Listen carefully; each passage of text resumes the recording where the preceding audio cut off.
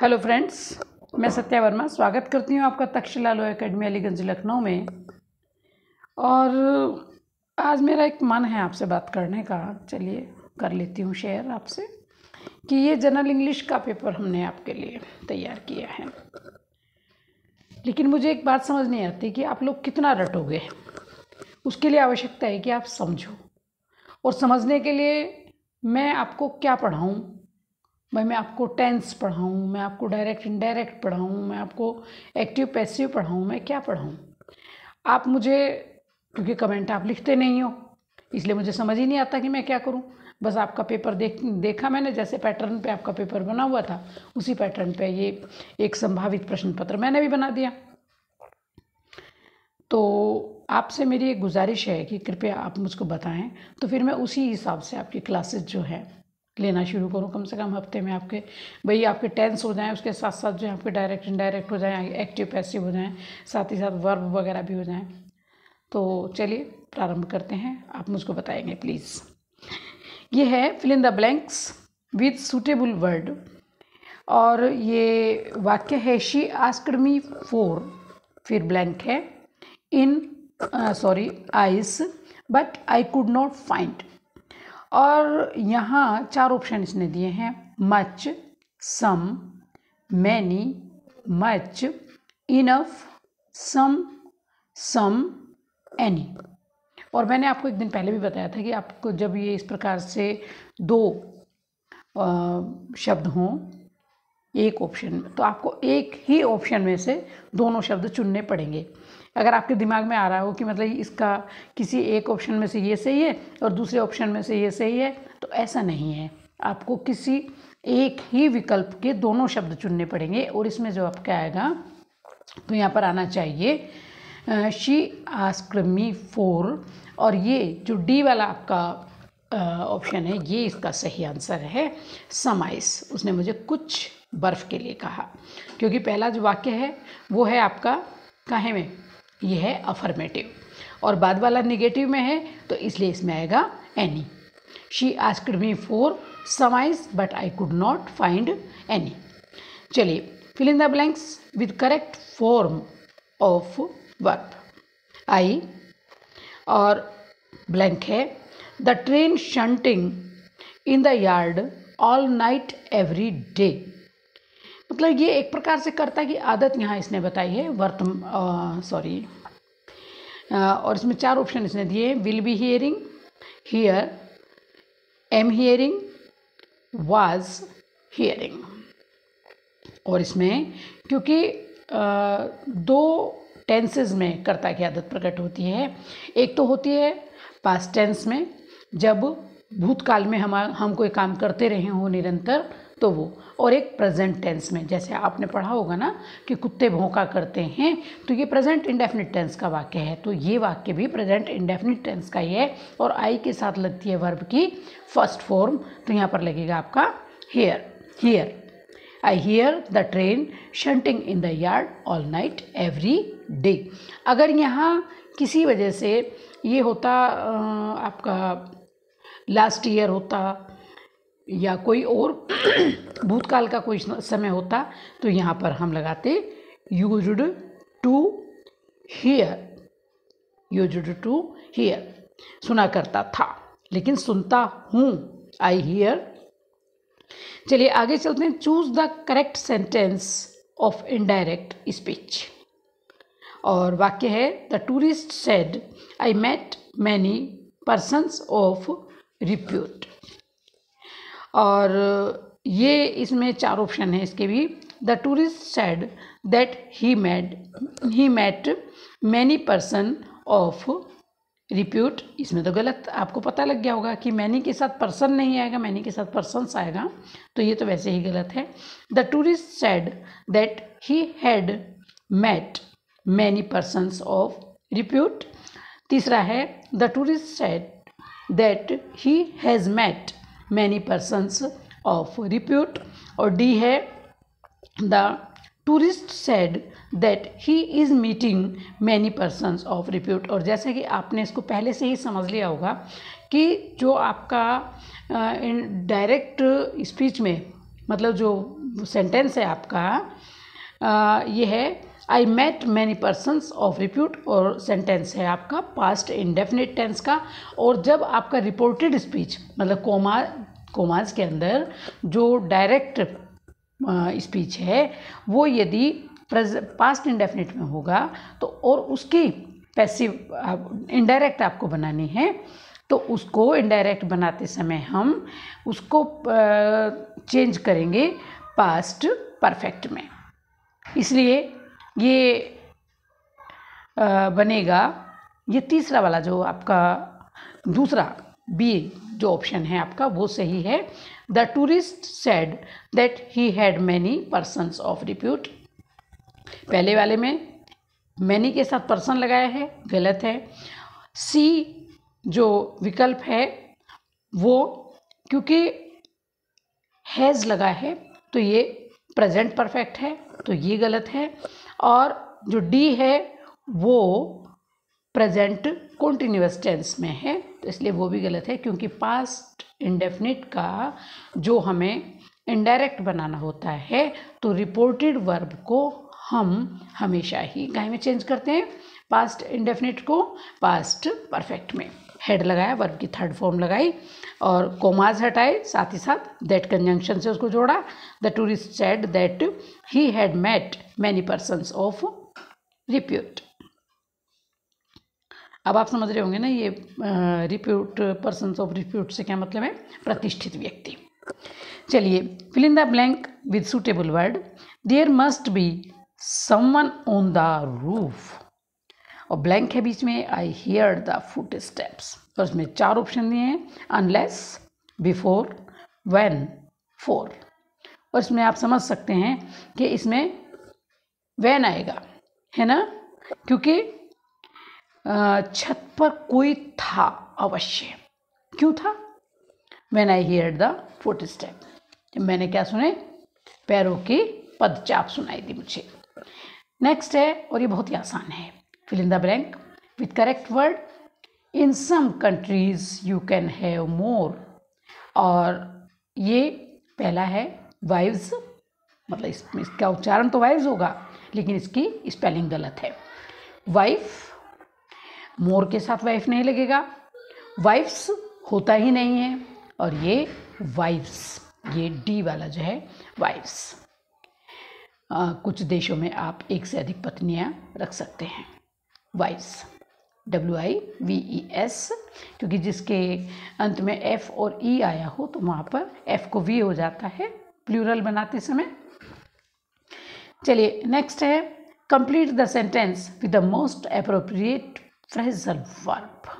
यह है, there is an easy way to blank 4 species of wild cats living in this region by their tail patterns. और इसमें 4 option दिए हैं इसने, tell apart, clear up, back up, call for, और इसमें आपका जो पहले वाला है टेल अपार्ट। ठीक है, टेल अपार्ट मतलब उनको दूर दूर, मतलब उनको पहचानने के लिए दूर दूर रखना, tell apart.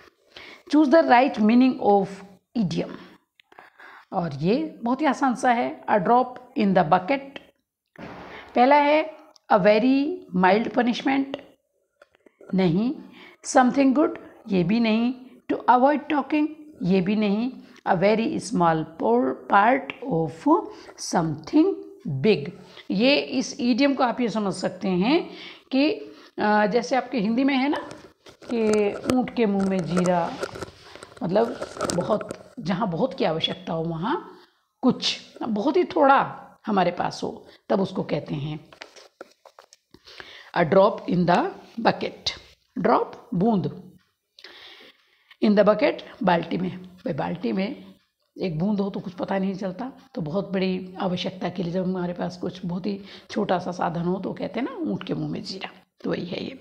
Use the appropriate preposition. Anil died dash, इसमें ब्लैंक के बीच में, heart failure on Sunday morning, उसमें 4 ऑप्शन हैं, बाई, ऑफ, इन, टू, और इसमें जैसे कि आप समझ सकते हैं कि इसमें बाई आएगा। जहाँ किसी बीमारी के कारण कोई मृत्यु होती है या बीमारी से कोई स्वस्थ हुआ है तो वहाँ पर हमेशा ही बाई ही लगता है। लेकिन अगर कोई बीमारी से पीड़ित है तो वहाँ पर बाई नहीं लगता, वहाँ फ्रॉम लगता है। Choose correct form of the verb. Yesterday morning I blank get up. Get की फॉर्म आपको बतानी है, कौन सी वर्ब आएगी इसमें, एट 6:30। इसमें गोट आएगा, गेट आएगा, हेड गेट आएगा या कि गेटिंग आएगा। और जैसा कि आप समझ सकते हैं कि ये क्योंकि यस्टरडे मॉर्निंग की बात है तो यहाँ पर क्या आएगा, सेकंड फॉर्म आएगी, got up. Choose the appropriate determiner to complete the sentence. There is no need to worry, we have, फिर blank, food for the guests to कम।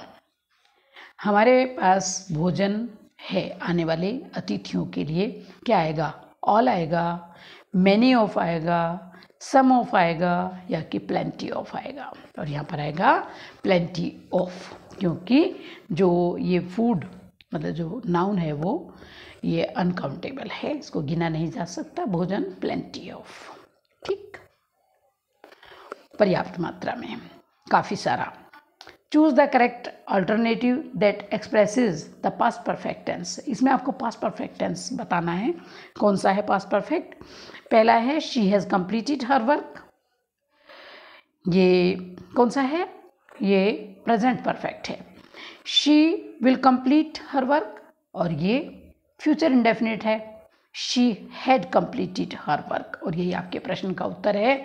ये जहाँ पर हैड आया हो, वर्ब की थर्ड फॉर्म आई हो, तो वो होता है पास्ट परफेक्ट।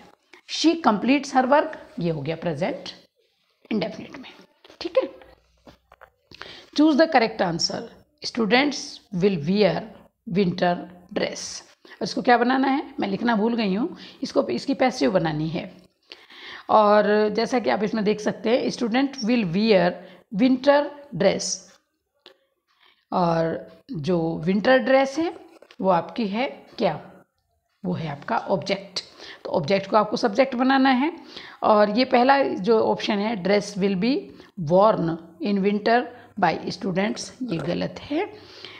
नेक्स्ट है winter dress is worn by students, is इसमें नहीं आएगा क्योंकि जो एक्टिव वॉइस जो है वो है आपकी फ्यूचर इंडेफिनिट में, और फ्यूचर इंडेफिनिट टेंस की पैसिव बनाते समय जो हम वर्ब लगाएंगे वो लगाएंगे फ्यूचर कॉन्टिन्यूअस टेंस की, विल बी या तो शैल बी। और यह है winter dress will be Warne by students, यही आपके प्रश्न का उत्तर है, ये आपकी सही पैसिव है। स्टूडेंट्स वर वॉर्न, ये तो बिल्कुल ही टोटली गलत है क्योंकि ये पास्ट टेंस में चला गया हमारा मामला। तो इसमें आएगा winter dress will be Warne by students, जो सी वाला ऑप्शन है वही आपका सही है। नेक्स्ट है choose the right word to,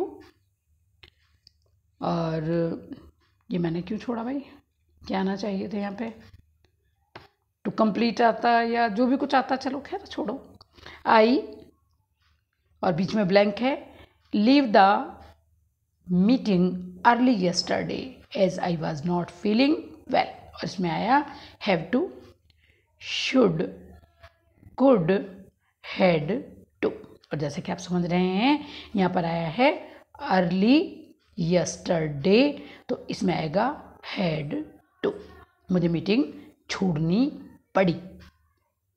has to have to आता कहाँ, हैव टू कहाँ आता है, हैव टू आता है प्रेजेंट टेंस में, और यहाँ यस्टरडे लगा है तो इसलिए यहाँ पर हैड टू आएगा, पास्ट टेंस में हो गया वाक्य आपका। Choose the appropriate model. The doctor has advised bed rest you, और बीच में ब्लैंक है, फॉलो हिज इंस्ट्रक्शन, क्या करना चाहिए आपको, नीड नोट, नहीं माननी चाहिए डॉक्टर की बात क्या, यू नीड नोट मतलब आवश्यकता नहीं है, कैन सकते हो ना, मे का अर्थ भी सकते हो होता है, शुड चाहिए, तुम्हें फॉलो करना चाहिए हिज इंस्ट्रक्शंस, उसकी सलाह को, उसके द्वारा दिए गए जो परामर्श है उसको। चलिए, choose the appropriate verb. I have been, बीच में ब्लैंक, हेयर फॉर 3 years। और ये आपको बहुत अच्छी प्रकार से मैंने एक दिन बताया भी था कि जहाँ हैज़ बीन, हैव बीन लगा हो, ये वाक्य होता है प्रेजेंट परफेक्ट कॉन्टिन्यूअस का, और इसके साथ में हमेशा लगती है ING लगी हुई वर्ब की फर्स्ट फॉर्म। तो इसमें आएगा लिविंग, जो सी आपका ऑप्शन है वही आपका सही आंसर है। लिव आता है प्रेजेंट इंडेफिनिट में, लिव्ड पास्ट इंडेफिनिट में, और विल लिव ये आता है फ्यूचर इंडेफिनिट में। ठीक है, तो यहाँ पर आएगा, ये वाक्य है आपका प्रेजेंट परफेक्ट कॉन्टिन्यूअस का, तो यहाँ पर आएगा I have been living here for 3 years। और ये आपका जो पेपर है वो चलिए समाप्त होता है यहीं पर।